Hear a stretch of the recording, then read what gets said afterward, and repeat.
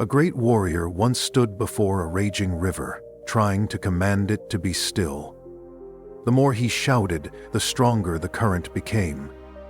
Frustrated, he asked an old monk nearby, "How do I make the river obey me?" The monk simply smiled and replied, "Let go."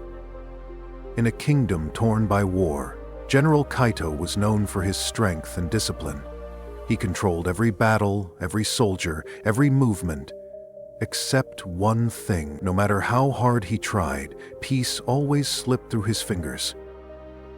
One night, after another failed negotiation, he sought wisdom from an elderly monk living in the mountains. The monk welcomed him with tea.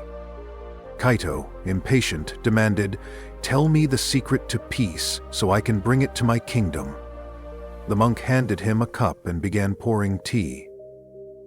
Kaito watched as the tea filled to the brim, but the monk didn't stop. The liquid overflowed, spilling onto the table. "Stop!" Kaito snapped. "The cup is full." The monk nodded. "Like this cup, your mind is overflowing with control, fear, and desire. Until you empty it, there will be no room for peace." Kaito frowned. "But I must control everything. Without control, there is only chaos." The monk pointed to the trees outside. "The wind bends the trees, but does not break them. The river flows around the rock, not against it. Do they fight for control, or do they find peace in letting go?" Kaito remained silent.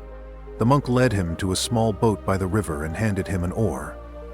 "Row to the other side," he instructed. Kaito rowed with all his might. The current resisted him, pushing him back. No matter how hard he fought, he made no progress. Exhausted, he stopped. To his surprise, the boat, now untethered, drifted smoothly across the river, without force, without struggle. The monk chuckled. "Peace is not won through control. It is found when you stop fighting." That night, Kaito stopped trying to control the war, the people, and even himself. Instead, he guided his kingdom like the river, flowing, adapting, and accepting. For the first time, peace was not something he chased, but something he became. Because true peace begins when you stop controlling everything.